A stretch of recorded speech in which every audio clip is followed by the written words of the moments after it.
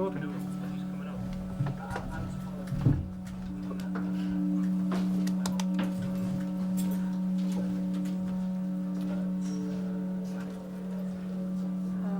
Hi Ross. Everybody's very quiet. Yeah, they say like goodbye as like a sign off. Oh, that's probably it.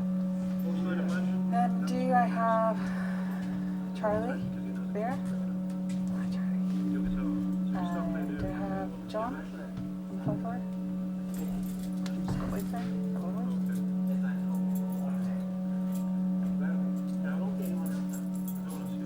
I have Hamish and Adam? Hiya. Okay, good.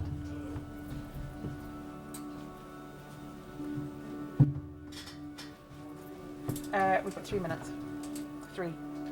That's about 3 minutes, folks. 3 minutes. Everyone's phones on silent.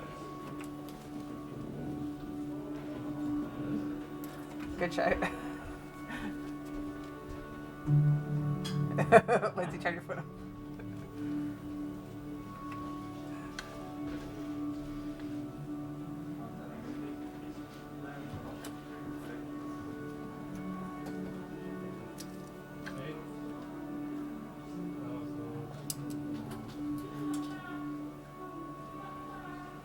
You've got 2 minutes.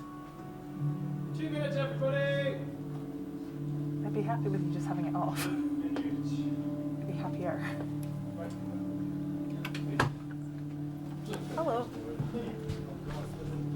Lindsay,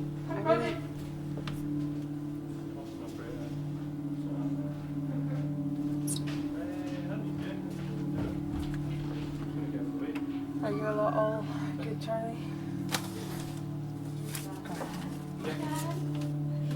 Do something.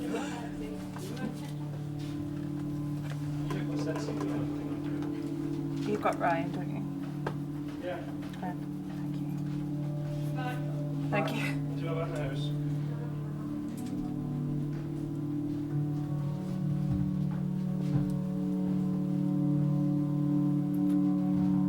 I might change this. She's like back there.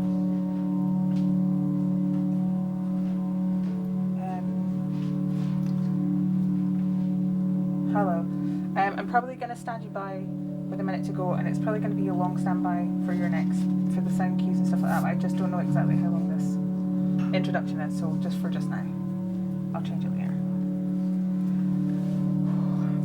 Okay. Standby Alex cues 1 through 11. Thank you. Standby sound cues 2 and 3. Thank you. And standby Ryan.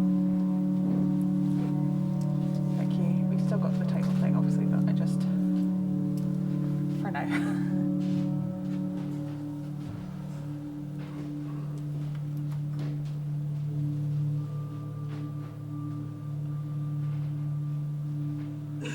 That's a minute till the introduction's done. 1 minute, everybody.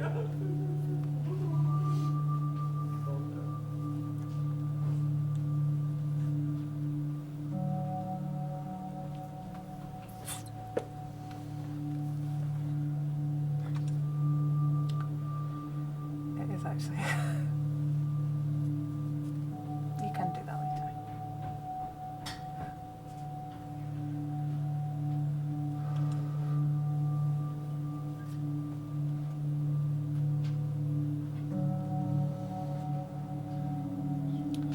Yeah, it's 20 seconds until the introduction. Yeah.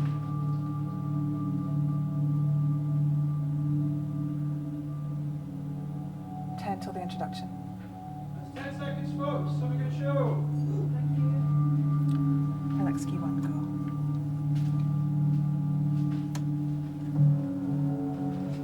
Yep. Here we go. We're off.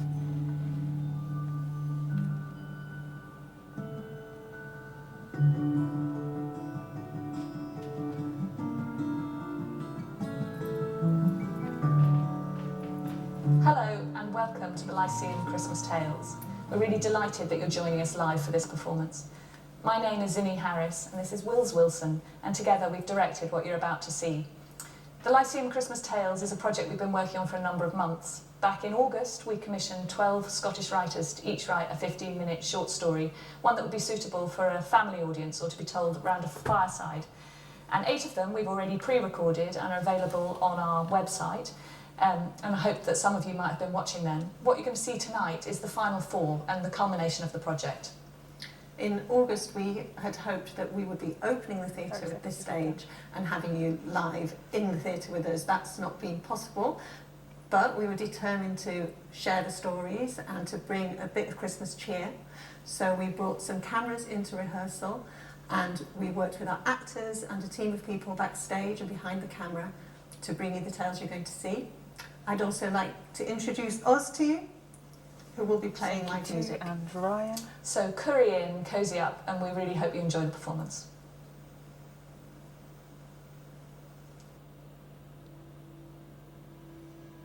Go.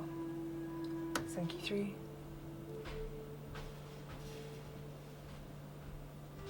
Go.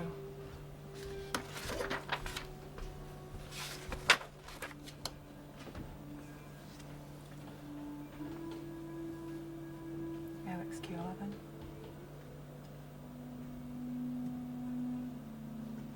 Go.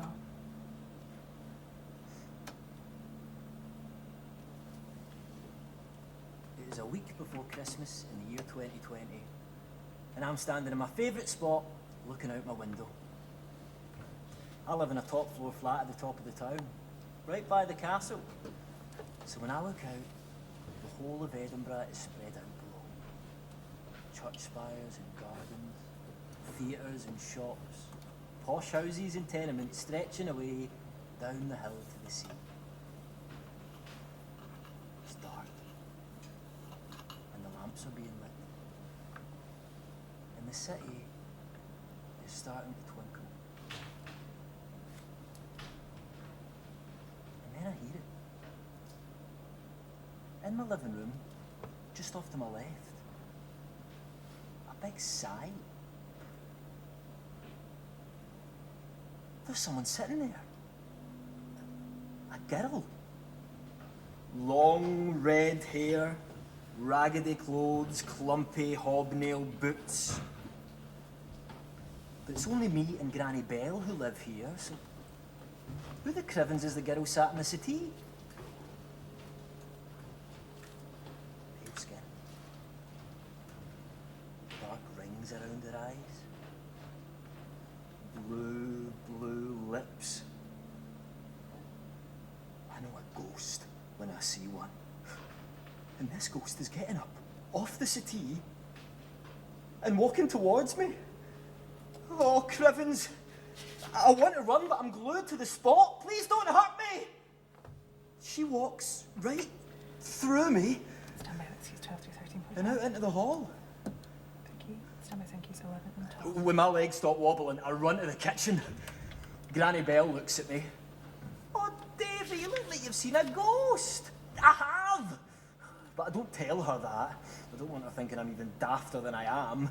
So instead, I say, hey, Granny Bell, have you ever seen a ghost? And she laughs.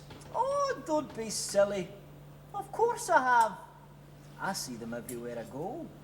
Wait. What you talking about, woman? Oh, Davy, seeing ghosts is one of my special gifts. I have the second sight.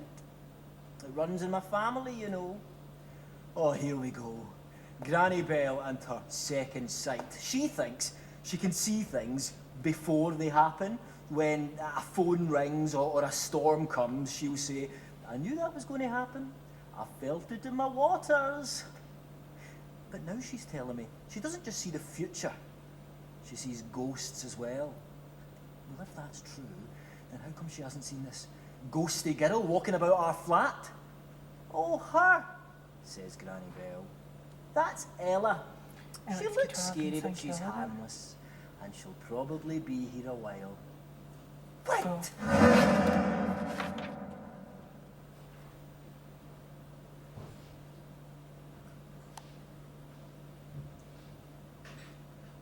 It is 6 days before Christmas. I should be getting excited, but instead I'm absolutely terrified because there's a ghost in my house.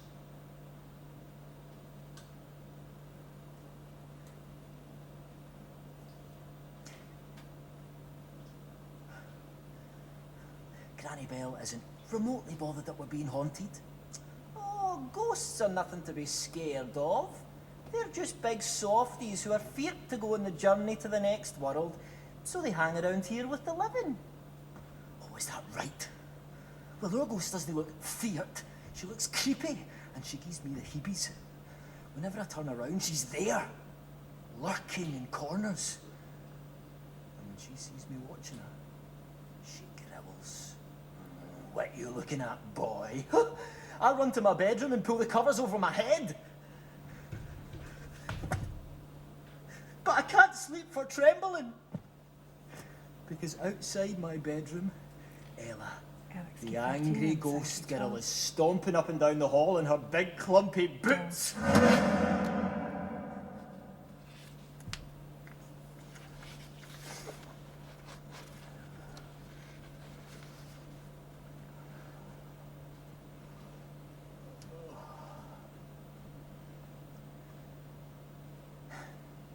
It is 5 days before Christmas. And I have learned that even in a really scary situation, it is impossible to be permanently petrified. It's just too tiring. So I have stopped finding the ghost girl terrifying, and now I just find her really, really annoying. I mean, she hardly ever speaks. She makes her presence felt in other ways. Sighing, slamming, stomping, and parping. Now, my mother always said manners cost nothing, but the ghost girl doesn't have any manners where her bottom is concerned. And the smell! Oh, Key 13.5. you can always tell when she's been in a room because she leaves a terrible whiff. I asked Granny Bell, are all ghosts smelly? Go. Aye, says Granny Bell. There is often an aroma of sulphur, like the smell you get when you pull a Christmas cracker. Like the smell of rotten old eggs, more like. But even worse than the parps and the smell is that I get the blame for her badness. She knocks a glass of juice over onto the counter and leaves it lying. Davy, clean up after yourself. Or she uses her finger to write rude words in the steam in the bathroom mirror. Davy, language. Oh, it's not me being naughty. It's her. But if I complain to Granny Bell, she just says, oh, Davy, be nice. She's had an awfully hard time lately. I mean, that's as may be, but it's no excuse for being rude. And she's snobby as well. Floating around with her nose in the air, looking right through me like I don't exist. Well, two can play at that game. Yeah, if she's going to ignore me, then I'll ignore her. I will ignore her bashing about in the bathroom. I will ignore her sulking in the sitting room. I will ignore her crying in the kitchen. Oh no. Don't cry. What's wrong? Granny Bell sighs. Ah, Davy. She misses her family. That's all. Oh. Well, I know how that feels. I haven't seen my lot for, well, ages. It's this stupid sickness that's in the city, keeping everyone apart. I mean, as Granny Bell says, it won't be forever, but that doesn't stop it being hard right now. I mean, I can't remember the last time I saw my cousins or played out in with my brother Reppe. Reppe? Oh, what fun we used to have. Sneaking into Princess Street Gardens looking for trees to climb. Reppe never saw a tree without wanting to climb to the top of it. Number 13. Aye. It isn't just the ghost girl who's missing folk. Stupid sickness. If it would just go away, everything would be fine again. No. No, it isn't just the ghost girl who's crying, it's me too. Oh, Cribbins, says Granny Bell. You're nothing but a pair of big blubberers. Cheer up the paries. But Ella can't stop crying and neither can I. Since the sickness came, I've been bottling up all this sadness and now it's just coming out all at once.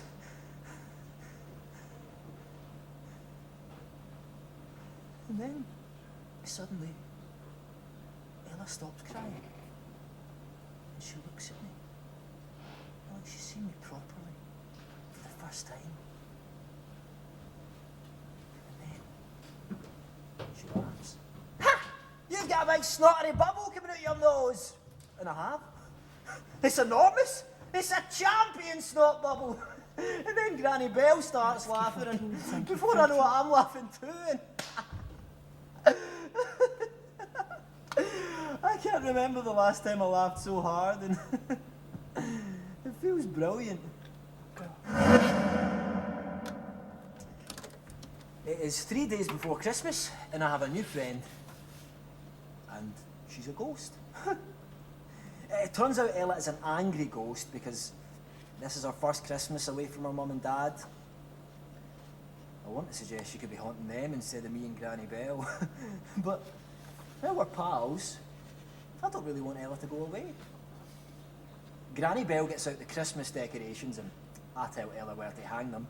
And before long, the flat is decked in fairy lights and paper chains and baubles. Then we sit by the window and we look up at the sky to see if it's going to snow.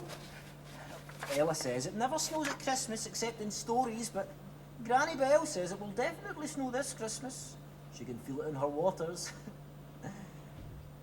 And while we're looking out the window, we talk about the sickness, how much we hate it and can't wait for it to be gone again. And then Ella tells me that her mum and dad are in the big hospital, and I ask her if they're very sick. Oh no, they don't have the sickness, she says. They're scientists. They're working on the vaccine that's going to make COVID-19 go away. COVID-19? What's that? The sickness in this city isn't called COVID-19, it's called cholera. What's cholera? Says Ella. What? What? And I'm supposed to be the stupid one? Everyone knows what cholera is. It's a terrible disease that came from the east and you catch it from drinking dirty water. So we all have to hide away in our hoosies so we don't get sick. Because when you get it, your lips turn blue and you die. How can Ella not know what cholera is when she's the one with the blue lips? Cholera is the reason why Ella's a ghost. And then she looks at me. And she says the strangest thing. She says, Davy, I'm not the ghost. You are. No. That's not right. I mean, if I'm a ghost, then how come Granny Bell and Ella can see me? Granny Bell puts down her knitting. I tell you, Davy, I have the second sight, and it runs in my family. So Ella has it too. She's my granddaughter, here to stay while her mum and dad work all hours at the hospital. No, I'm not having it. I mean, if Ella's not a spook, then how come she's got pale skin and shadowy eyes and blue lips? Oh, Davy, Ella's not a ghost. She's a goth. A wit. It's all the rage with the teenagers. The raggedy clothes, the clumpy boots, the makeup that makes them look half dead. Her lips aren't really blue. That's her lipstick. None of it makes sense. I mean, why would Ella want to look like that? Deliberately. She looks terrible. You can talk, she says. And then she takes me to the mirror that hangs over the mantel and shows me my reflection. I don't look in the mirror much. And now I remember why. I stare at myself. My pale skin. The shadows around my eyes. And I remember.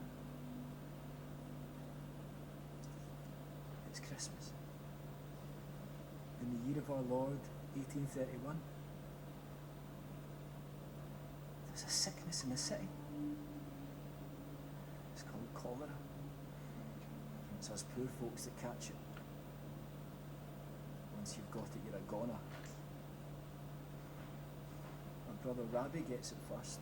Alex Q 15 and Zang Q Then 13. Ma. Then Da. Then me.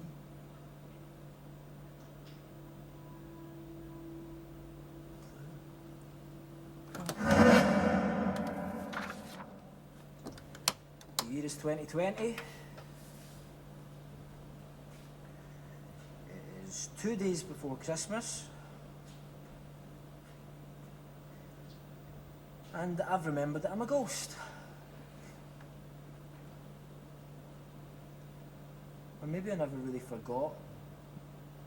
Yeah, maybe I just wanted to feel normal for a while. And Granny Bell makes me feel normal. I've been haunting this house for nearly 200 years, and before Granny Bell, no one even said hello. Not the widow woman who moved in after my family died, not the soldier who moved in after her, or the man with the trombone. 15 different families have lived in this house, and I didn't get a peep out of any of them. And then Granny Bell walked through that door with her suitcase and said, "Hello, I'm Granny Bell, who are you?" And we haven't stopped talking since. But what will happen when she moves out? I'll have no one to talk to again. Because no one will know that I'm here. I'll be out of place again. Out of time. Alex Q 16.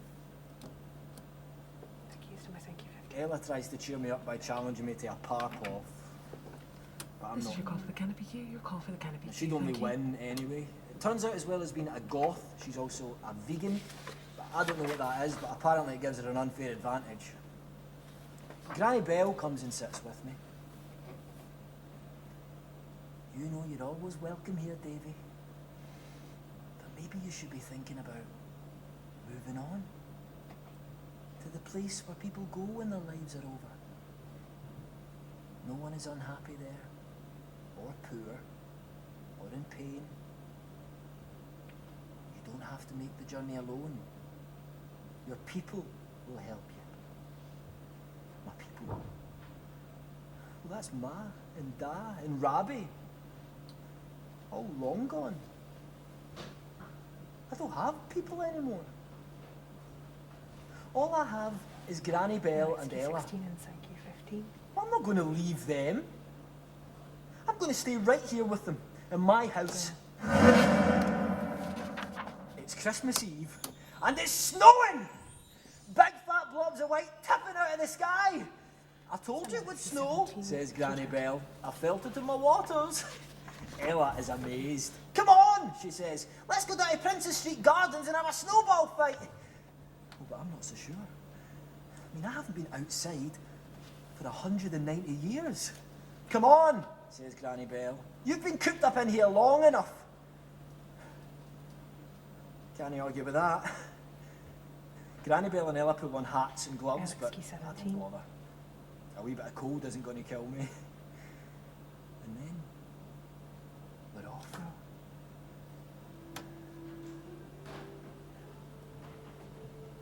Alex Q 18.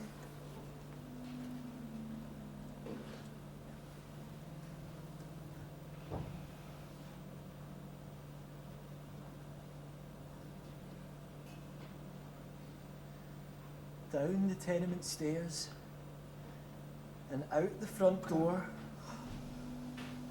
into the courtyard. Ella runs ahead and sticks out a tongue to taste the snow.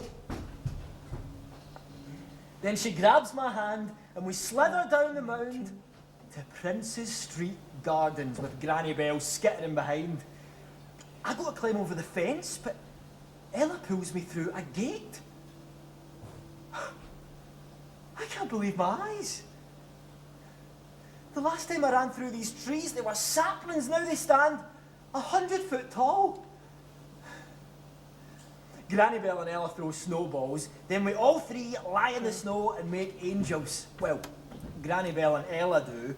I wave my arms up and down, but the snow doesn't move. So instead, I just lie back and look up at the sky through the bare branches of a huge ash tree.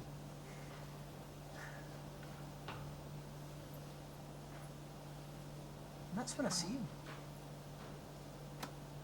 Perched in a bough, halfway up. Alex Q20. His skinny legs dangling in the air. Looking down at me with a cheeky grin. Rabbie? Is that you? In a flash, he's jumped down and is pulling me to my feet. Where have you been, Davy? We've been waiting on you forever. It is Rabbie. My brother. And he's not alone. A little way off, I see Ma and Dad. Stand by, Alex Waving. 21 through 30.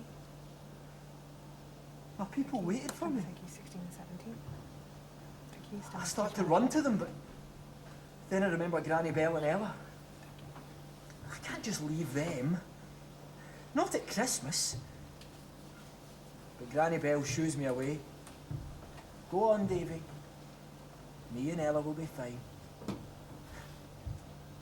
Merry Christmas, Granny Bell. Merry Christmas, Davy. And for a minute I think Ella might spoil the moment by doing one of her enormous parts. But she doesn't. Alex Q21. She just smiles and says, visit any time. That's nice. I've got somewhere else I need to be. And Ma and Da are walking through the gardens. Their boots leaving no footprints in the snow. And I grab Rabbie's hand and we chase after them. And the snow is swirling, thicker, faster, wrapping itself around me like a big white blanket, coating my eyelashes until I can't see a thing. But that doesn't matter, because Rabbie is holding my hand and leading me in the way. And I can hear his laughter. And my mother and father up ahead, blethering away to each other. Thank you, 16. And I smile. I've never felt so alive. Go. Alex Q22. Go. Late lies the wintry Alex Q29 sun on stage management. abed, a frosty, fiery, sleepy head. Go. Blinks but an hour or two, and then a blood red orange sets again. Close by the jolly fire I sit to warm my frozen Stand by, Alex, bones Q30. a bit. Stand by, thank you, 17. And with the reindeer downstage leg of the bed is off the edge of the platform. The the downstage right. colder countries round the door. Go. Black are my steps on silver sward. Thick blows my frosty breath abroad. And tree and house and hill and lake are frosted like a wedding 30 seconds. cake. And tree and house and hill and Alex Q30 and thank you, 17. are frosted like a wedding cake.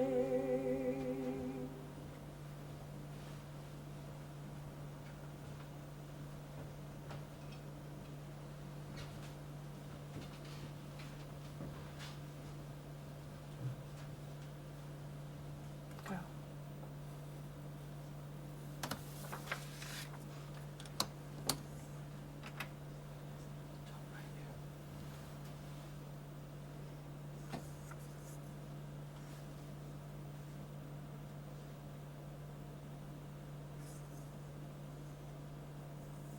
Christmas was confusing for communists.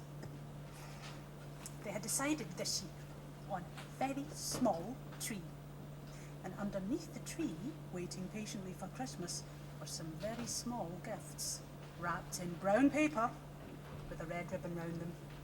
"And that is all you need," the dad said, a nod towards Christmas. The girl sucked in her breath. She didn't want to nod towards Christmas. What was Santa Claus to make of a family that just sat nodding? It wasn't as if they were garden gnomes. A family that wrote no letters, except to Nelson Mandela and the other political prisoners, but no letter to Santa Claus. "But I want to write a letter to Santa," she said. "You can write a letter and include the things you want to change in the world. What do you want for the world?" The girl did not want to think about what she wanted for the world. She didn't want to think of an end to war and world peace. She wanted to think about presents. "But I want presents," she shouted, annoyed. In the girl's bedroom on Christmas Eve was an empty pillowcase. By the morning, this would be full of presents. "We've lost the original meaning of Christmas," the father said. "This one is a capitalist invention. Shop, shop, shop till you drop." Oh, the girl did not like talk like that.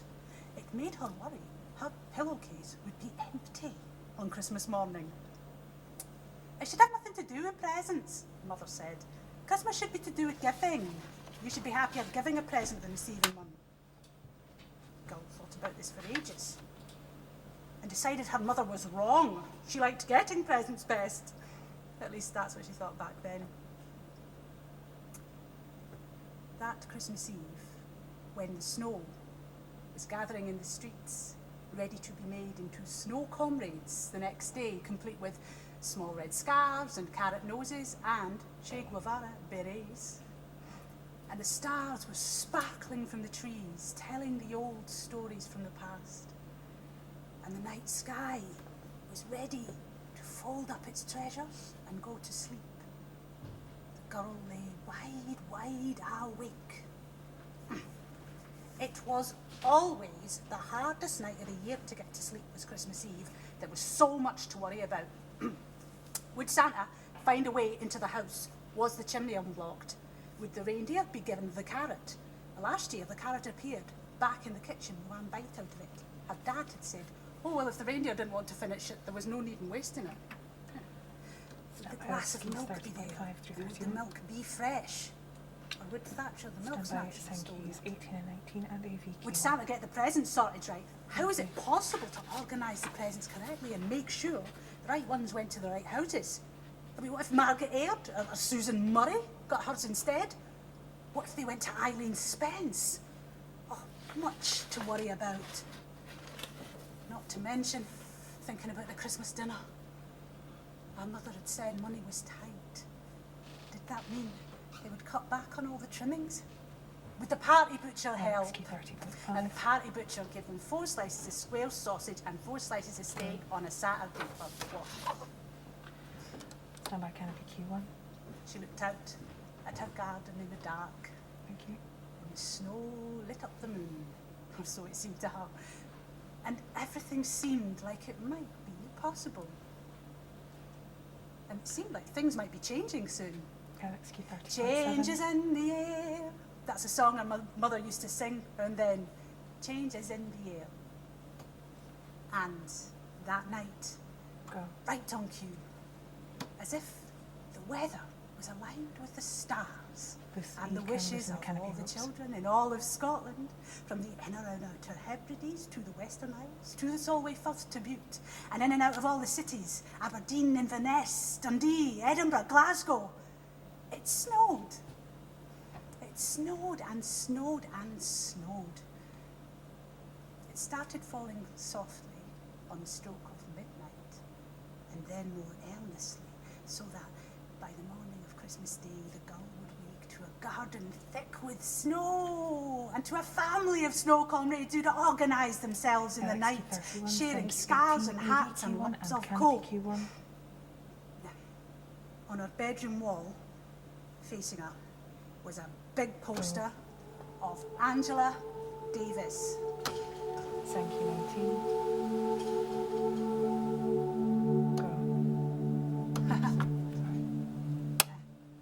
Angela Davis was in prison in America, and the poster said, "Free Angela Davis, now." And at the end of now was an exclamation mark. The girl had been taught to use exclamation marks sparingly in school, but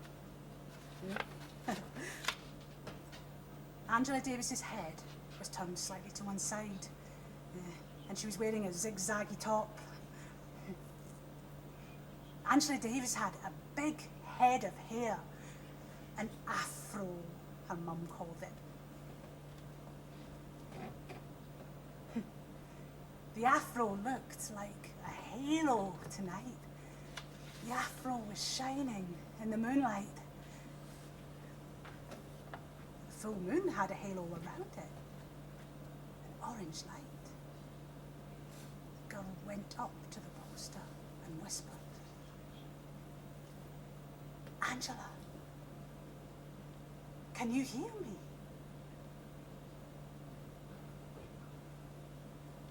She looked out into the night again, as if the night itself might hear her, as if the dark was listening. And then she turned back around and she said it again, straight into Angela Davis's ear. "Can you hear me, Angela Davis? I am in Scotland. Can you hear me sing?" And she started singing a song she was learning at her socialist Sunday school choir. "Gonna lay down my sword and shield down by the riverside."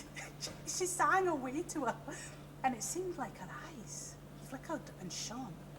"Gonna take off my buxom hat." The girl did not know what that was, but she liked the sound of it, just like she liked the song she just heard Joan Baez sing about the Dixie line. Na na na na na na na na. Now, who'd be singing now with Angela Davis? The whole world would be singing, but not inside her cell. "I want to keep you company," she said. Now, she knew that Angela Davis was in prison and that she was 26 years old. And she knew that Angela Davis shouldn't be in prison and that she was being stitched up. She was being punished for her beliefs, Dad said. The girl felt a sudden sorrow. Here am I, worrying about Christmas and silly presents and Christmas dinner, and Angela Davis is in prison and she's only young. She's apart from her family and those that love her. All alone in prison. "I am going to keep you company," she promised. Well, she was in prison and she'd done nothing wrong. And everyone in the world was worried about her. Her mum said, worried about her getting the chair. The girl didn't know what that meant, but she knew that it was not a good thing, and that it was a much worse thing than being put in the naughty chair at school. Much worse. But she didn't know how. Around then, the girl had started to grow her hair too into an afro. She was 10. It felt like it might have special powers, her fro. Black powers. She raised her fist. Thank you, 20.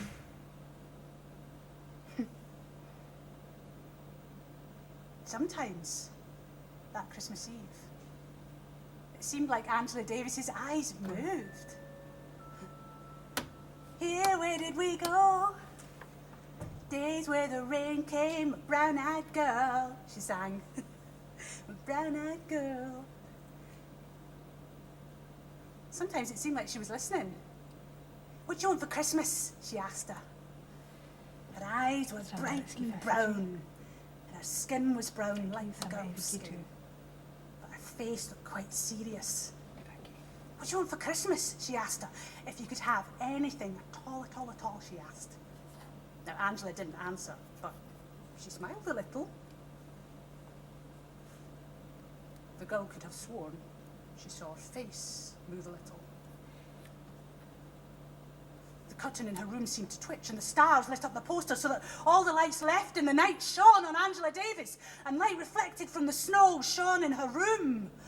"What do you want?" she whispered, this time more fiercely. "Do you want to dance? under the moonlight. She started singing another song her mother always used to sing tonight before sleep. Yeah, it's key 33. And Mother had sang a peace song. Go. Last night I had the strangest dream I ever dreamed before. I dreamed the world had all agreed to put an end to war. Angela was behind prison bars. It made her sad and worried to think of her in prison, all the way in America. She was already her best friend. She told her of AVQ2. the bullies at her school Go. who had called her names and waited for her at the school gate with mud wrapped in bubblegum wrappers to put into her mouth. And she told her of the teacher who said, I thought you people had it in your blood. And she couldn't dance the black bottom. She danced it now in her room for Angela, crossing her hands over her knees and singing the line on repeat. The black bottom, the black bottom. And she told her about the carol singers who didn't want her to sing in the bleak midwinter with her. Number, I think he's 21. She told her everything. There's nothing you don't know, she whispered to the poster of Angela Davis. You know everything. And so many people write you letters. I bet you have a sack of letters bigger than Santa Claus. I bet you could be Santa Claus if you wanted. You could be anything you want. Don't let them tell you otherwise. Anything. She snuggled into her Alex, key covers. 34 and Sankey 21. Oh. And just as she was about to fall asleep, she felt a distinct tapping at her shoulder. She turned around, but there was nothing there, just air, it seemed, leaving the room. That Christmas Eve, just as she could feel herself dropping down the different floors till she found the one that sleep lived on. Sleep, that huge amorphous creature made of wool and cloud with tiny dots for eyes. She heard a whisper. Jackie, Jackie, Jackie. 3 times. It was quite distinct. A whisper. She sat up with her eyes bolt open and looked at the poster. Angela was gone. Angela was no longer behind the outline of the poster. She was nowhere to be seen. Strange, she thought. Very strange. And felt herself falling through the floors again, where she could hear the strange singing. 35 and Sankey 22. By the rivers of Babylon, where we sat down, where we Go.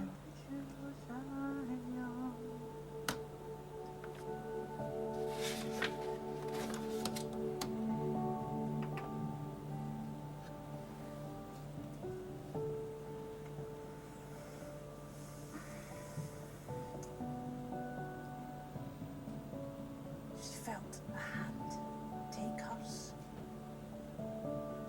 and saw her bedroom window being opened by Angela's hand. She paused for a minute, looking down in amazement at the snow comrades who'd congregated on their own, who'd invented themselves.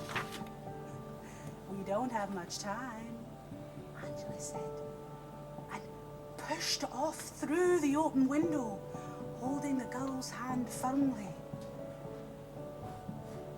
They flew high up into the puffy, creamy night clouds. They flew over the rooftops of the girls' streets and the streets of Springburn, and high above the Barras. And the clock at Glasgow Cross had said midnight still, and then over the River Clyde, past the massive, static ships, ghostly in the moonlight. The girl imagined her Uncle Jimmy Reed and her Uncle Jimmy Early working in the ships all over Christmas and no coming out in protest. She'd been to a UCS rally in a trouser suit and Jack Ashton had said to her, "Nice colour, comrade." "Angela," she whispered, "that is the UCS." They flew across the waters to Ireland. Angela said, "I always wanted to go to Ireland, and now we're only paying it a flying visit. We will return someday."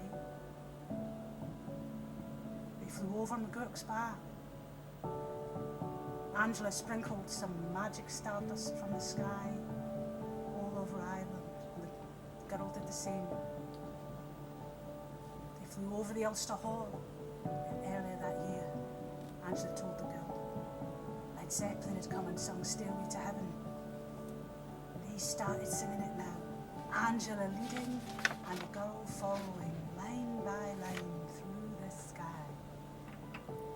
And since we are in the sky, time has stopped its magic clock for us, and we can go wherever we please.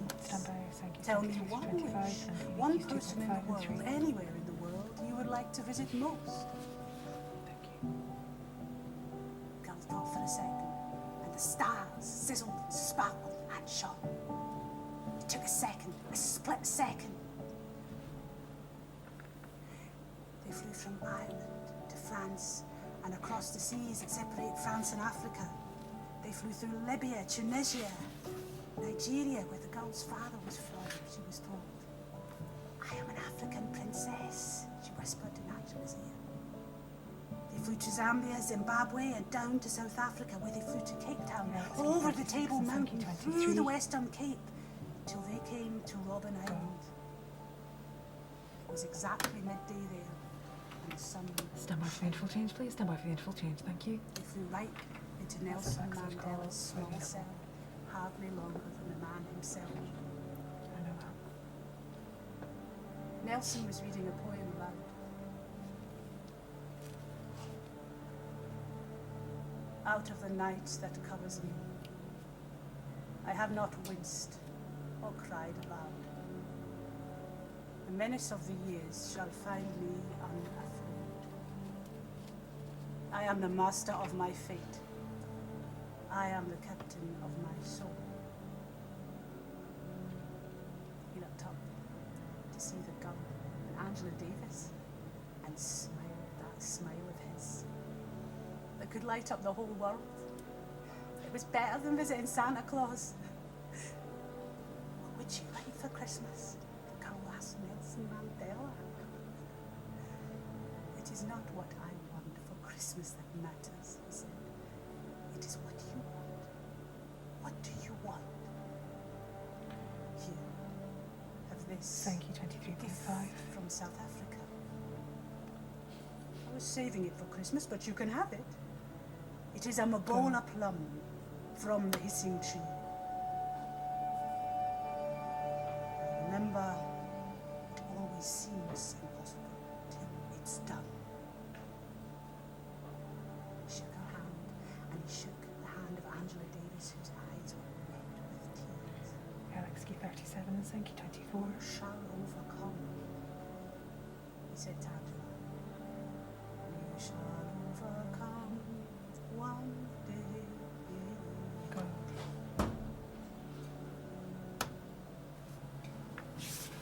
They flew back through Zimbabwe, which was then called Rhodesia, through Zambia, Nigeria, Chad, through Libya, Tunisia, France, and across the seas to Ireland once more, and on and back to Glasgow.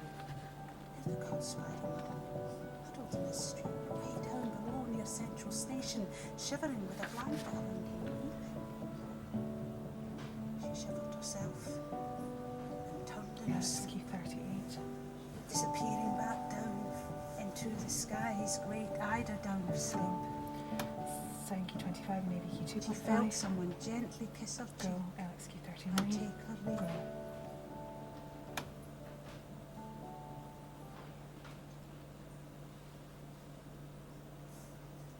next morning, the girl woke to find a pillowcase full of presents. A new black doll, a cassette recorder, a game of Monopoly, some pens and pencils, a new pencil case, a book on dinosaurs, a hardback copy of Anne of Green Gables, and Angela Davis back on a bedroom wall after a night of adventures where they'd flown to Robben Island and back again, spun great golden circles around the moon, danced with the stars, practiced the cakewalk and the cha-cha in Charleston. What a night. A night to end all nights. A night to remember for the rest of her life. Alex Q40. When they had arrived back in Scotland, they'd stopped briefly at Kaye on the Isle of Skye. The fiddlers were whooping up a storm, and she and Angela danced and danced a merry jig till they flew back through the sky. From Skye. Well, you look bleary-eyed this morning, her mum said, after saying Merry Christmas to her. What is your biggest wish for this coming year on Christmas Day? Her mum said, and she remembered saying, peace. Yes, peace. And her dad smiling broadly before breaking into singing a new James Taylor song, You Got a Friend. You just call out my name, and you know wherever I am, I'll come running. I'd like Angela Davis to get out of prison and come to Glasgow. I'd like her to be free, and that is my Christmas wish. Dad raised a full glass of red wine and her mum a glass of bubbly. We'll drink to that. They chinked their glasses. Well, Angela Davis must be some lassie to have changed you overnight, her dad said, laughing. The girl laughed too, and gasped as she saw them a bowl of plum sitting lush and purple on the Christmas table. Did Santa Claus leave this? Her mum asked, spying the plum and smiling at her dad, who she assumed had put it Go. Alex Q41. Go.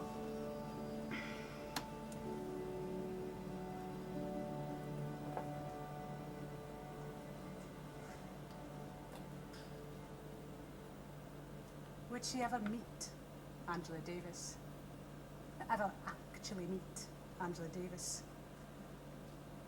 Who would have thought the girl would one day have a conversation with her on something called Zoom, and that Angela Davis would appear on a screen in her living room one day, way into the future, when people were still singing We Shall Overcome, when black people and white people were marching against racism, when, not long before Christmas, in the distant year of 2020, that pivotal pandemic year, Thank you, 26. Angela Davis would say to the grown-up girl,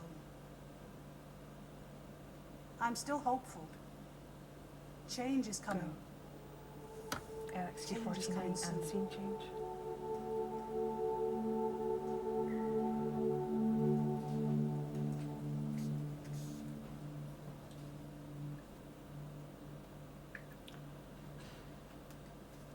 Go.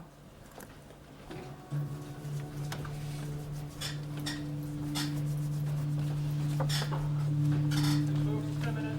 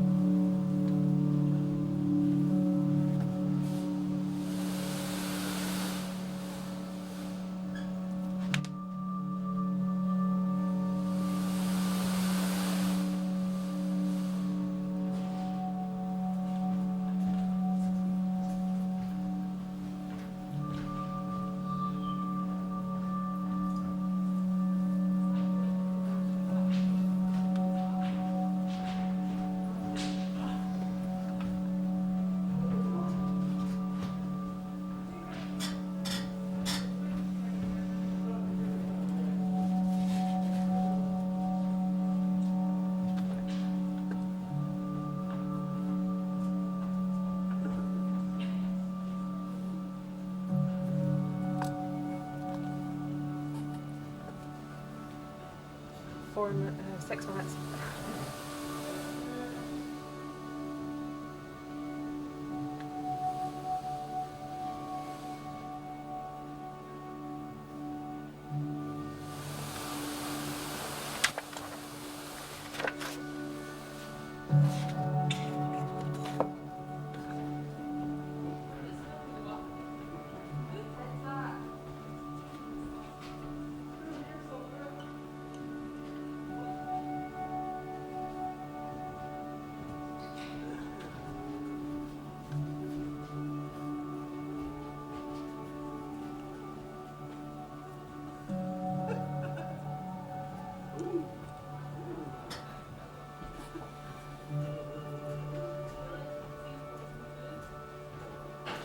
I'm not sure as well. What's the last one?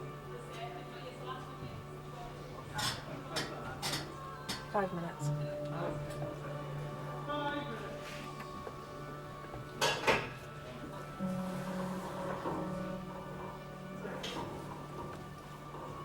This is your beginner's call for the second half, your beginner's call for the second half. Flowers and fly floor and crew for the canopy. And fly floor and crew for the canopy. Thank you.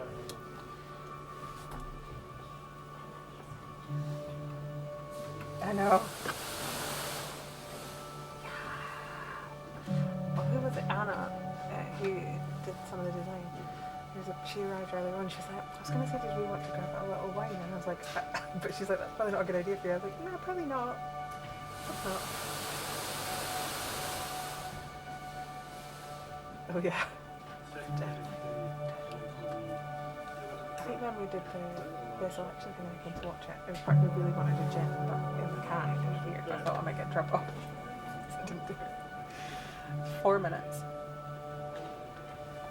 4 minutes.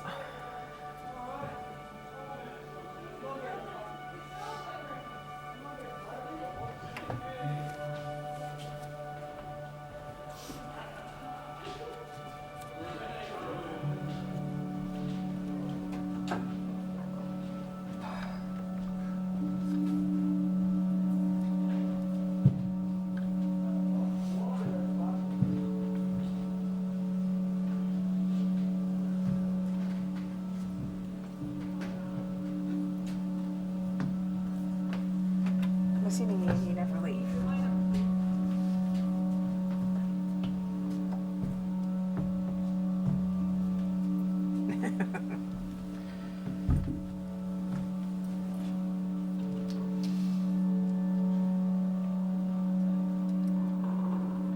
Minutes.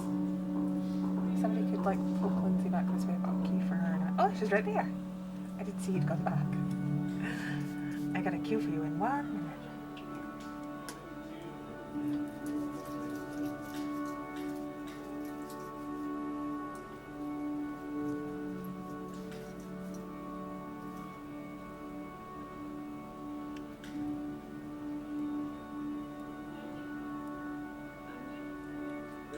He's here. He's here. He said, I'll be here after the show, he said. Are we having drinks after the show?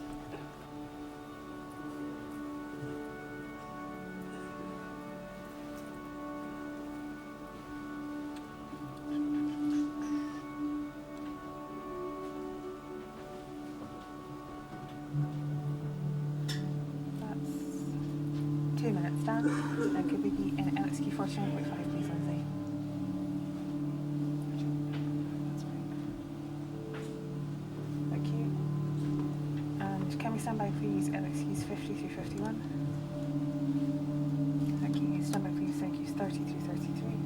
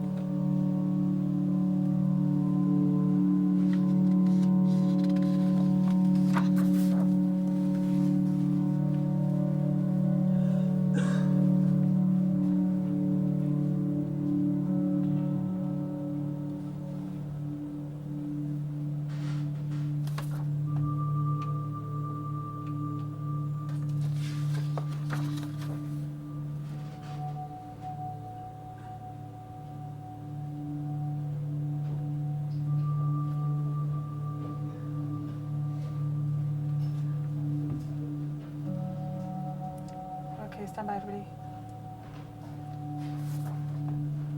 Hello. Yes.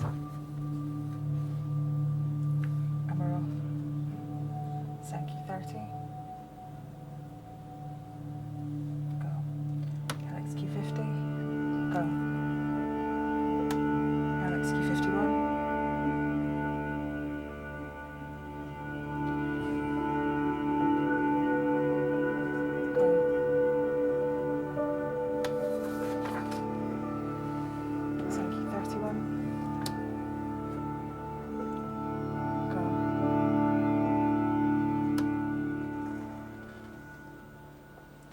Sankey 32.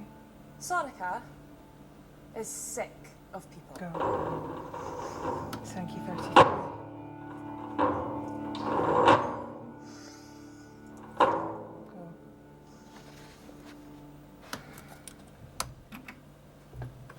6 days ago, everyone from Sorika's village gathered together in a large central roundhouse for the winter solstice celebration. On the second half, lights up on the second They half. brought in mistletoe, hung moons and stars on the trees, and drank the ale that Sorika's father Allan had been impatiently brewing since harvest.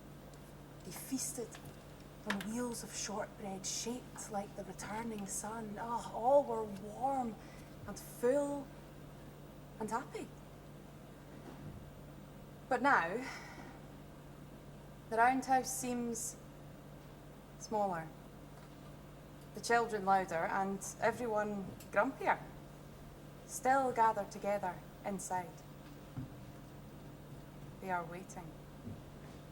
Waiting for the sliver of daylight that means the sun has begun her slow return. It will not be much, only a minute more of light in the evening sky. Once that sliver is seen, they may leave the roundhouse for their own homes, safe in the knowledge that though the days ahead will still be harsh and hungry, winter will come to an end. But on the 6th day after solstice, there is no change, no lengthening of the light. Sorika feels cold dread seeping up through her toes. What will happen to them if the light does not return? If winter does not end? Na, gav druid, say the elders. The witch of winter always stirs her pot. On the 7th day, nothing changes. On the 8th day, it is the darkness that seems to expand. But the babies cry, the warriors pick fights, the elders argue. Everyone knows that they must do something to appeal to the Cailleach. But they cannot agree what it should be. What's the Cailleach? Asks Una, Sorika's little sister. Allan's beard drips with ale as he scares her with his stories. The Cailleach Vir, he slurs, is a blue-faced giantess, a steely, strong, old witch. She stirs her pot of life, turning the seasons so that all things return again and again. When the witch of winter's rule begins at Samhain, she walks the earth, hitting the land with her hammer, stopping all growth with frost. The Cailleach Vir is a friend to wild animals, and can even become one if she so wishes. She has only one eye, but that is all the better for seeing how people and animals, earth and sky, past and future are connected. If the Cailleach has not stirred her pot this solstice, we must have done something to anger her. With that, Allan falls asleep in his plate of stew. That night, Sorika lies between her cousin and her grandmother, trying to ignore the coughs, snores and sleep talk of the villagers. When her cousin lets off a meaty fart, she finds she cannot take it anymore and carries her blanket to the threshold. Thank you. Winter is a base. Soraka tells the huge frost moon. If this darkness overtakes us, we will starve before the wolf moon comes. Soraka feels the familiar ache for her mother, who died when Una was still only a lenith. You would know what to do, Vambi. Please tell me what to do. She remembers walking. Her mother talking about the Cailleach. She remembers now that her mother was taking her to the sacred well. They journeyed all day and then at twilight threw offerings from the village, toys, coins, weapons into the magical water. Gifts for the Cailleach, her mother had said. Soraka is afraid. Of the journey? Of the giant witch? But then she looks at Una and her father and all of these sleeping people she has known her whole life long. She will not wait for them to wake. She will not ask permission. Soraka straightens her back, grits her teeth, and tiptoes between the sleeping bodies, taking what she needs. Thank you, 34. At least, she thinks, I'll get to be alone. Alex Q54 and Kaye Q2.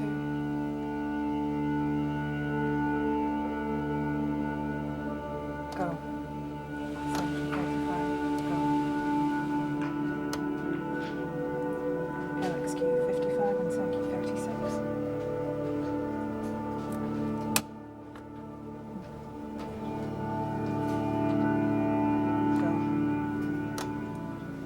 Before daybreak, 37. Soraka's trudging through the forest. She feels very grown up in her aunt's fine cloak, her friend Shessie's fur-lined boots and her father's leather belt. She carries an axe she plucked from the grasp of a sleeping warrior, and in her hair she wears Una's lucky blackbird feather. Her pack, full of the villagers' precious things, is heavy, but she hopes she can still reach the well before nightfall. The forest feels strange at midwinter. Thank you, 39. And Soraka whistles to soften the silence. Go. Alex Q56. There's a piercing howl in response. Quick as a flash, Soraka is climbing up a tree. She tries to slow her breathing and makes herself small. As a large, grey beast comes lolloping into sight. The wolf is lean, its grey coat hanging loosely from its ribs. When it sees Soraka, it growls, and she gasps at its sharp, white teeth.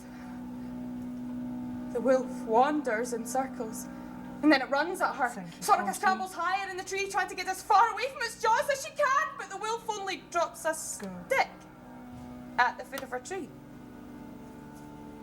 It repeats this strange pattern of wandering aimlessly and then begging to play. Is that what it is doing? Never trust a wolf, her father's voice in her ear. But at the same time, it does seem almost tame. If she can gain its trust, maybe it will come with her, protect her on her journey. Imagine how it would be to return triumphant to the village with a wolf at her command. Soraka drops gently to the ground, and carefully, slowly, she picks up a stick.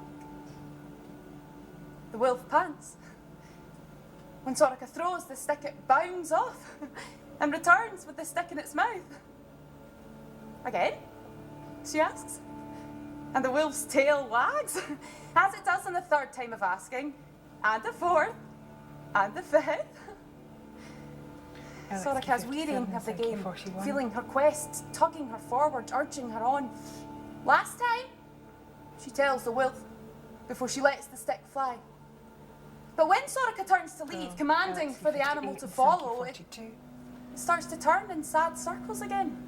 Come on, says Soraka. This is serious. I don't have time to play. And then she is on her back, pinned by the wolf. Oh, huge and heavy, saliva dripping. Soraka freezes, waiting for the feel of those sharp, white teeth. But her fingers act on their own behalf, seeking and finding the cold metal of the axe. Soraka scrambles out from under the animal. She knows she must run, but she can't help glancing back. There is a shape on the ground, grey-haired and thin, and not a wolf, but a woman. Is she breathing? Soraka approaches, worried that the woman might be hurt, frightened of the damage caused by the axe blow. Soraka peeks through her fingers at the wizened crone. But there is no blood. The woman squints at the daylight. She lies in the skin of the wolf. Soraka reaches out, and the old woman grabs her hand with surprising strength. LXQ60. Soraka lights a fire, but the old one remains icy cold, and despite her bony frame, she refuses to eat. Who are you? Who are your people? What happened to the wolf? But Soraka's questions only agitate the old one, who seems lost, confused. She shoves the girl. Soraka's head meets the bark of a tree. Ow! She shuts her eyes tight. This woman is not why I am here. Bringing the offerings to the sacred well, keeping Una from hunger, that is why I am here. Soraka hesitates. Thank you, 46. But finds she cannot leave the woman here all alone. She knows. She just knows that she would have no luck for it. The darkness of the 9th night comes in fast. LXQ61 and Soraka holds on to the women and wraps them both in the wolf skin. Despite all of the questions that dance in her mind, there is no fighting the fog of sleep LXQ62 comes upon her. Too. Go. Soraka wakes up laughing. Ah! Something is tickling her. Opening her eyes, she sees the woman as close to her face as the wolf was yesterday. She's holding her as blackbird feather, a light in her eyes that wasn't there before. That belongs to my sister. It is supposed to bring her luck. The old lady thrusts out her chin and, sighing slightly, Soraka takes the feather and tickles her. The women's giggles are catching, and soon they are both on their backs, laughing up at the morning sky. When they finally come to their senses, Soraka could swear that the woman has more meat on her bones. But she shakes her head. That cannot be. The laughter stops. And Soraka realises that while she was sleeping, the woman removed every single item from her pack. All of the offerings. No! Says Soraka, put them back. I need to go to get to the well. I need the Kaliak to hear us. Don't you understand? Every time Soraka puts something back in the pack, the woman takes it out again. Soraka doesn't know what to do. And when she tries to stop her, the old woman lashes out. Soraka sits on the ground, her knees up, head bent, tears falling. I will fail. Soraka imagines Una, her face gone, Thank you, 48. her belly swollen with hunger, being pulled into the darkness just out of reach. Go. A ball lands at her feet. Angry now, Soraka throws it back hard, but the wolf woman catches it. Thank you, 49. It makes a thudding sound in her palm. And Soraka looks up to see the woman grow stronger and taller. Andra said that the Kaliach can become a wild animal, but what if she stayed in animal form too long, got lost inside the wolf? Soraka wipes her eyes and stands, suddenly understanding. Thank you, 50. She does not need to seek the Kaliach. The Kaliach is already here. Soraka throws the ball back, And then it's U63 through 80. and she and the Kaliach Please stand by flag. throw it between them. As Soraka explains that the ball belongs to Shessie, who treasures it because she got it from her older brother. Soraka talks about all of the people of her village as she and the Kaliach play with or marvel at the gifts. The crone continues to transform her muscles bigger, her limbs longer, her skin shinier. She is the size of a warrior when she picks up Andra's large sword and shield. There is a crackle of power that makes Soraka jump. The Kaliach hands Soraka the shield and wields the sword herself. It's one thing to see an infamous witch. It's another to have one run at you, shouting a battle cry. Soraka swerves just in time. Andra's shield is rent in two and the blade sings past her ear. The Kaliach cackles and grows to the size of a tree. She may be playing, but does she know her own strength? Does she even yet know who she is? What she is capable of? Before the witch can charge again, Soraka must name her. Closing her eyes, she says the words as loudly as she can, hoping to get them out before she feels the sword sting. Hear me now! Great, ancient, grandmother, deep lady of the forest, old witch of roots and cauldron, wise woman, be gentle to my home and my people. Kaliach of winter, may your cold be kept back with light.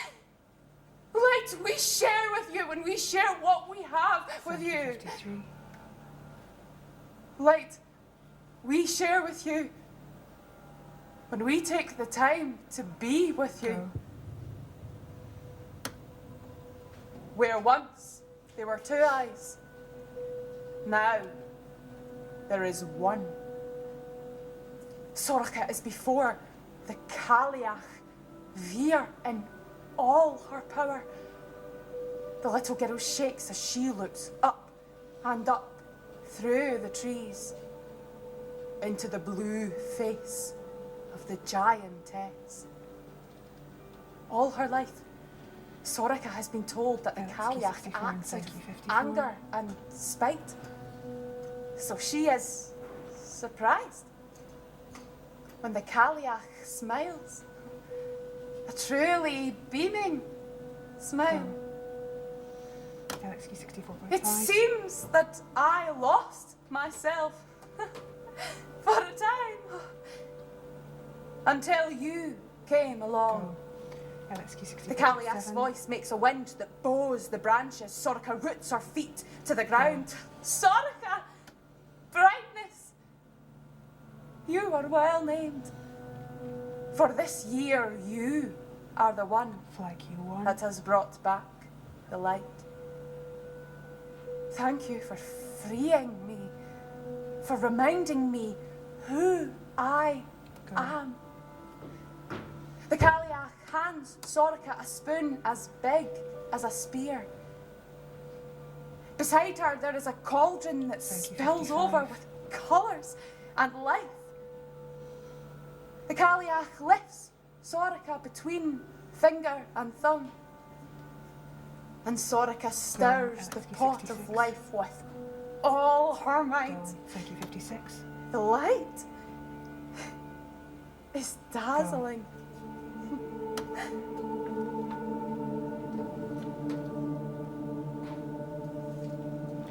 Alex Q 67, thank you, 57.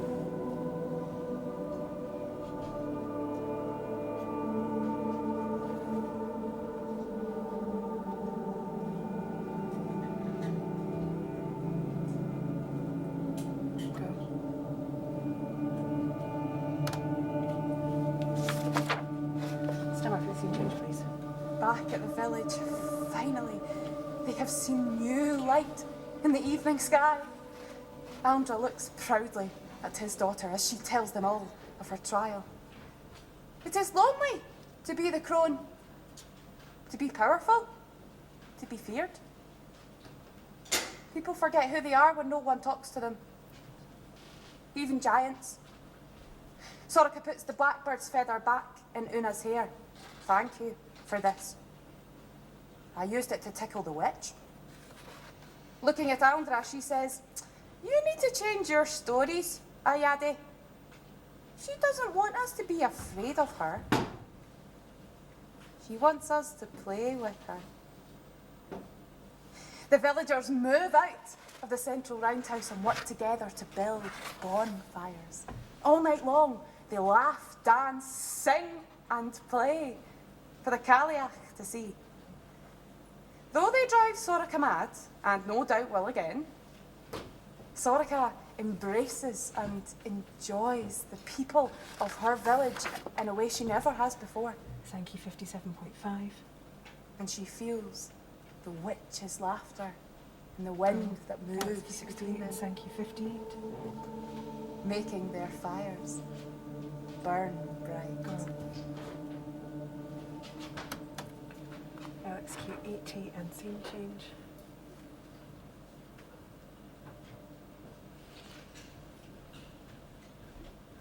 Go.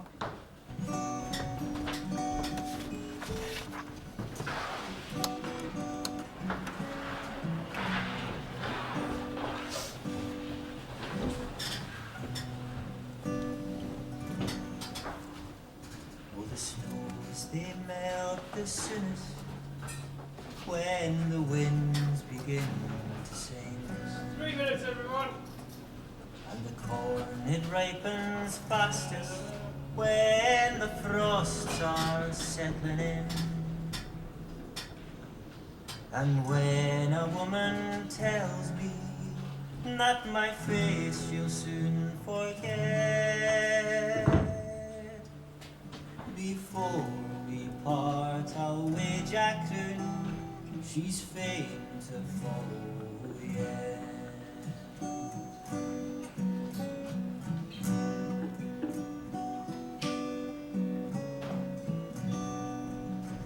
The snows they melt the soonest when the winds begin to sing, and the swallow flies without a thought whenever it is Also, the spring. curtains are open. But when spring goes and winter blows, my love, then you'll be fain for all your pride to follow me across the raging main.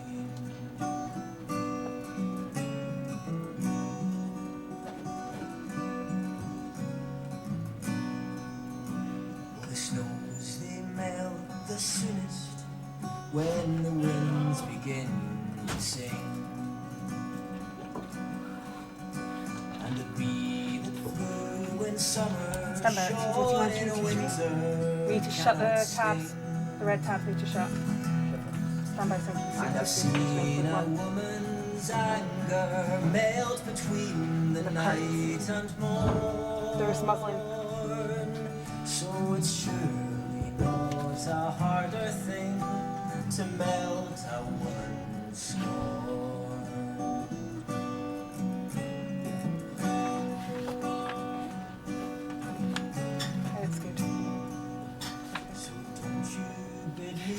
farewell here, no farewell I'll receive. For you will lie with me, my lass, then kiss and take your leave. And I'll wait here till the Murcrock calls and the martin takes the wing. For the snows they melt the soonest when the winds begin to Sound sing. 60.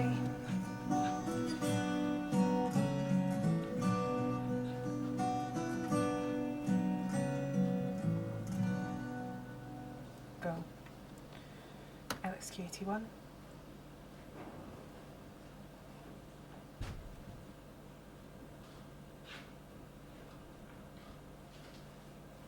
Go.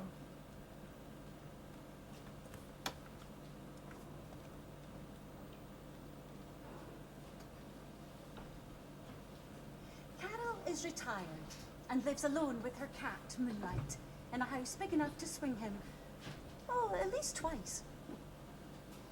A keen gardener. She dislikes the long winter months with their cold, short days and has hated Christmas ever since her husband died almost 6 years ago. Her family live in Australia, and although they try to stay in touch over the festive season, it is difficult, even with Zoom. So, she spends most of her evenings knitting, size 10 socks for size 10 feet, even though she knows the man with the size 10 feet is Thank you, no longer 64. around to wear them. It is mid-December, a Tuesday, and Carol is knitting.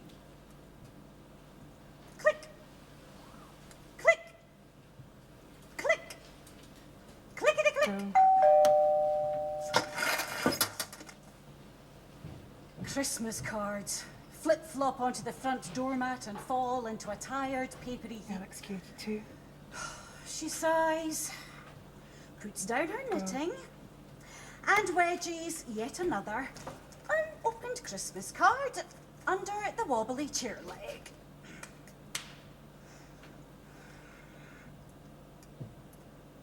Soon the house is once more full of clicks, ricocheting off the walls and up the chimney like angry sparks. I click, hate, click, Christmas click, she knits.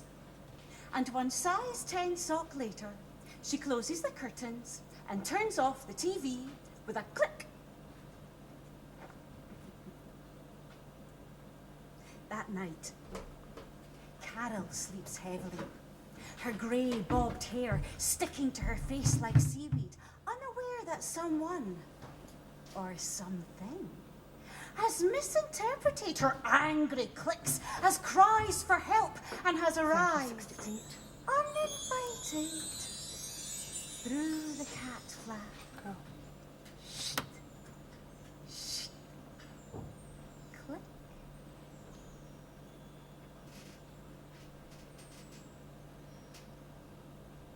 Carol opens her eyes. Oh! Oh! Oh, she can smell pine. Oh! Not toilet cleaner pine, but fresh pine. Oh, forest pine! Ah, the 69. smell of real trees. As her feet touch the bedroom carpet, there is a flash of silver in the curtains Thank you, 70. and a rustling sound.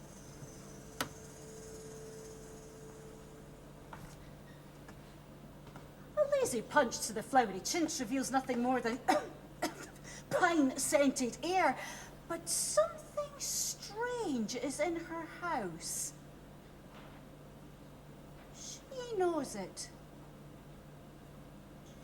Moonlight knows it, and they exchange glances with a... At first, the signs are minuscule, barely visible to the human eye. A speck of glitter in the soap, a strand of tinsel in her porridge that she picks from her teeth without a thought. Knit, click, eat, click, sleep, click.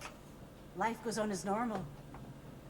It isn't until Thursday that she first notices, whilst looking for the remote control,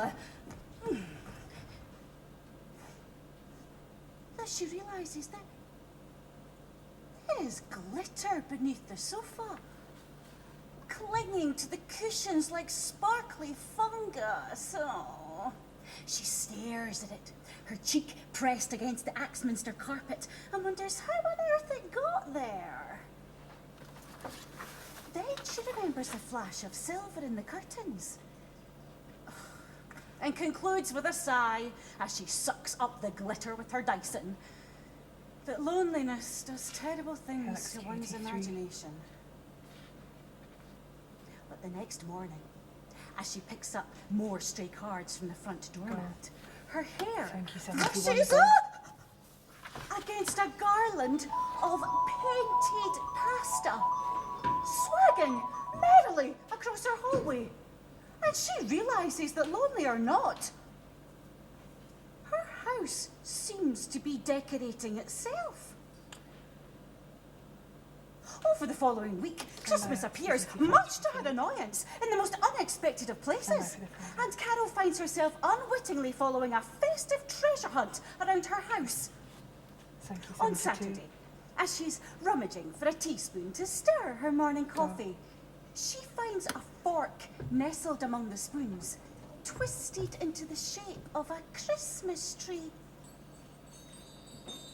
Its prongs curved into tiny branches. On Sunday, as she reaches into the bread bin to make herself a sandwich, she discovers with horror that her white slice has been cut into a constellation of bouncy white stars. And on Monday evening, just after tea time, she unveils a family of pine cones in the coal scuttle, wearing hats made from twisted Ferrero Rocher wrappers. No room is apparently immune, and as the signs grow bolder, the smell of pine grows stronger. A pile of biscuits, sprawled across the dining table, turns out on closer inspection to be a Christmas village, constructed from the contents of her biscuit tin. Carol stares at it with disgust, and her mood continues into the following evening, when she finds herself staring at her own grumpy face through the outline of a toothpaste reindeer squeezed across the bathroom mirror. She pulls a hanky from its box to wipe it away and, ta-da, finds a perfect snowflake has been cut into every single tissue. She holds one to the light, narrows her eyes, and blows her nose into it hard. Go. Christmas has arrived, uninvited, and Carol is not amused. When moonlight appears at the living room door with his long, silky hair combed into snowy peaks, each topped with a red bow, Carol finally snaps. Whoever or whatever is forcing Christmas upon her must be stopped. But there is no advice for a situation like this. No hotline. Even Google draws a blank. So Carol is forced to improvise.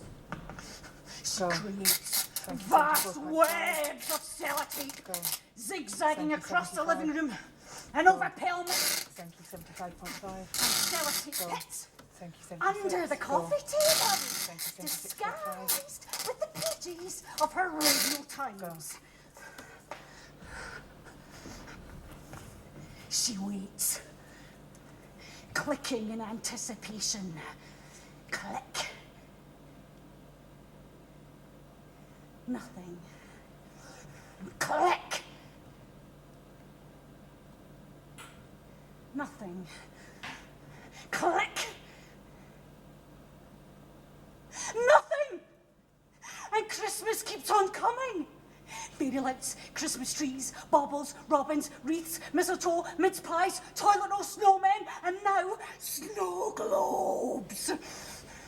Her house is now the most decorated and brightly lit in the whole street. And the neighbours' curtains gossip in lacy semaphore. Oh, the shame of it. To make matters worse, now she can hear singing. High-pitched, constant singing of Christmas songs that earworm their way inside her head. No! I do not wish it could be Christmas every day. She shouts at the walls as she pulls yet another tinfoil angel from the cook her head.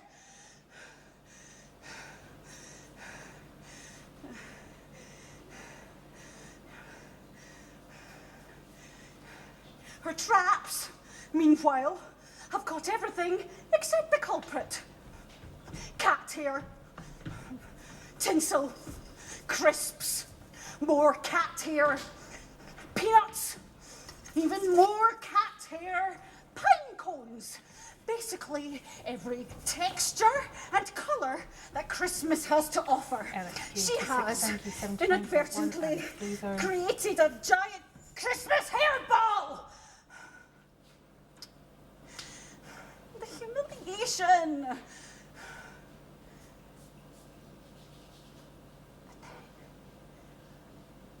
Carol realises, oh, the singing that was in her head is now coming from...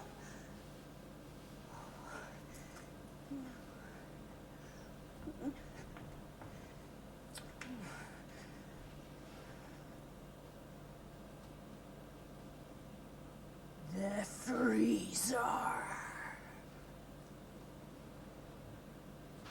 Oh.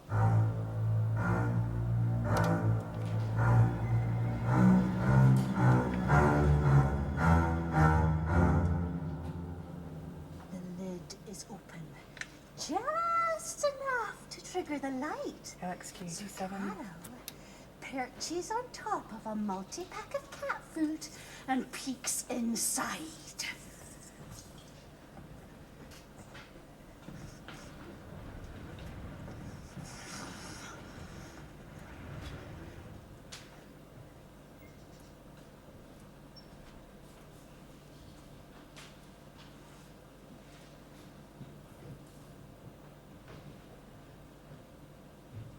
Go.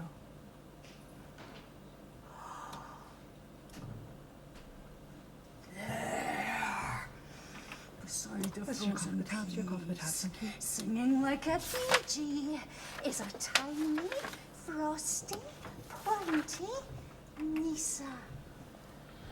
A rare Norwegian gnome-like creature who is enthusiastically building a snowman out of her Neapolitan ice cream. LXQ88. The Nisa freezes. Ah! Carol freezes. Ah! And slam! Finally, she has him! Carol has caught Christmas! She scoops the Nisa up into a vase like a giant spider and places it upside down beside the TV. Then, she puts on her reading glasses, smooths her grey-bobbed hair, and studies him through the glass.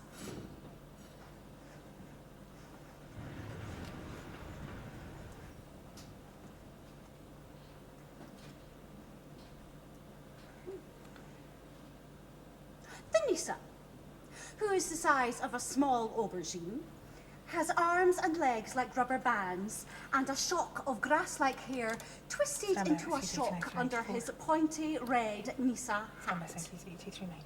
He is wearing tinfoil. Her tinfoil, scrunched into an uncomfortable-looking tunic that rustles when he moves. And she notices that, even through the glass, he smells unmistakably of fresh forest pine. Her mother's words ring in her ears. Where there's one, you'll find 100, and they can squeeze through a hole the size of a Bic pen. And whilst her mother was referring to mice, Carol checks nervously under the coffee table and, over each shoulder before,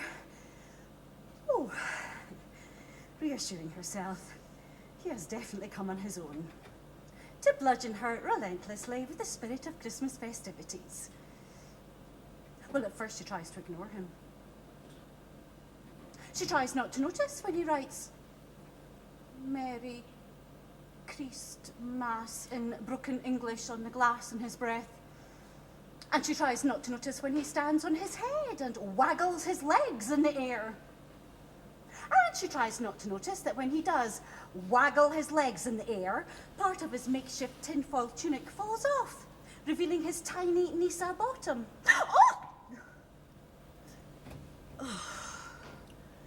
Thankfully, he does eventually rescrunch it. She feeds him porridge and peanuts and angles the glass so he can watch TV. Well, she may hate Christmas, but Carol is not a monster. Oh, Moonlight is thoroughly entertained by this new tiny visitor and brings him dead mice and snails from the garden. Carol removes them with disgust, just as she plans to do with all the unwelcome decorations that smother every inch of her house. Everything must go. The tinfoil angels and the painted pasta garland. Well, she can't eat it now. Oh, but she can and will eat the Christmas biscuit village and the white bread stars. Although she suspects they may be quite tricky to butter. Go. Thank you, 81. But she doesn't get around to removing any of Go. it. Thank you, 82. Because she doesn't have time. Go. Thank you, 83. Because the doorbell won't stop ringing. LXQ 19, thank you, 84. Before she even has time to check her grey bobbed hair in the hallway mirror, people start arriving. Stand up, Flaky 2. One after another. Stand by taps. And Carol is swept up in a blizzard of Stand by stage manager. Christmas visitors. And her hallway is packed with, with poinsettias, and tins of quality street. It turns out the Nisa, yes, the one in the vase, the one in the tinfoil, has invited everyone in her address book, including all the neighbours, her dentist, the man who fixed her boiler 2 years ago. And here they all are, laughing and chatting under the swags of painted pasta. They thank her for the unusual yet decorative toilet paper Christmas cards she sent, and admire the handcrafted decorations that adorn her house. And Carol suddenly finds herself embarrassed. She is embarrassed to admit that none of this has anything to do with her. She's afraid. Afraid that this warm, fuzzy feeling will leave, along with her guests through the front door. If she tells them the truth.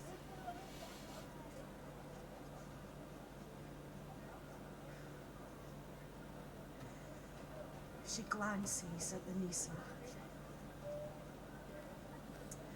and tries on this Christmas persona.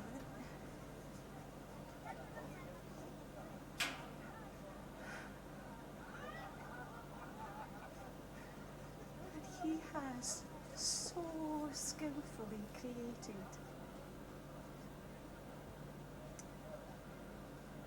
for her.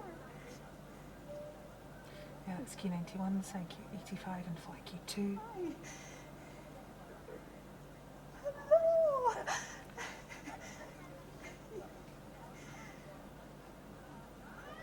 Christmas Carol is wearing a tinsel boa around her neck and serving star-shaped canopies and biscuit houses from her hostess trolley.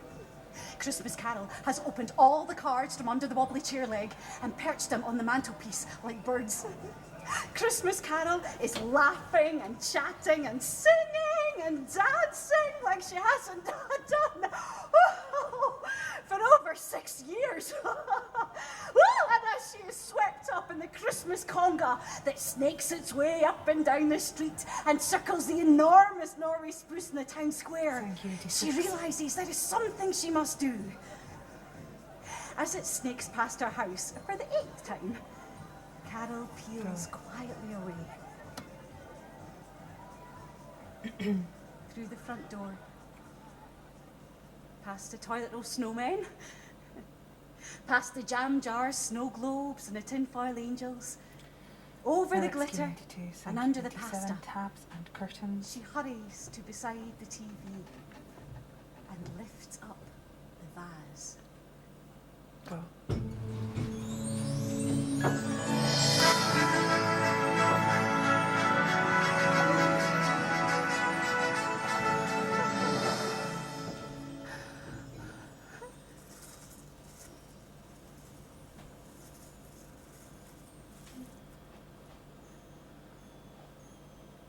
It is Wednesday.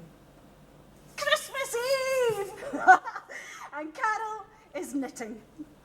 Beside her, stuffing his face with the green triangles from the tin of Quality Street, and in no apparent hurry to return to the forests of Norway, is the Nisa. In front of her, stretched out over the hearthrug like a fluffy draft excluder, and purring like a lawnmower, is Moonlight. Above her, on the mantelpiece, bulging with satsumas and tinfoil angels, is a row of lovingly knitted size 10 socks. Carol smiles. I click, love, click, Christmas, click, she knits. And one tiny Lisa costume later, she closes the curtains and turns off the TV with a click. Go. That's Q94 and stage manager. Go.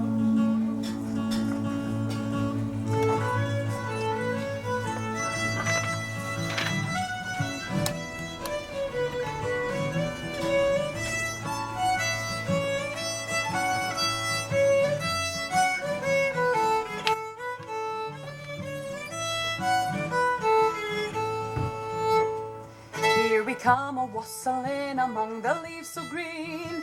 Here we come a wandering so fairly to be seen. Love and joy come to you, and to you a wassail too. And God bless you and send you a happy new year. And God send you a happy new year. We are not daily beggars that beg from door to door, but we're the neighbours' children you have seen before. Love and joy come to you, and to you a wassail too. And God bless you and send you a happy new year. And God send you a happy new year. God bless the master of the house and then the mistress too, and all the little children that round the table grew. Love and joy come to you, and to you a wassail too. And God bless you and send you a happy new year. And God send you a happy new year. Love and joy come to you, and to you a wassail too. And God bless you and send you a happy new year. And God send you a happy new year. Go.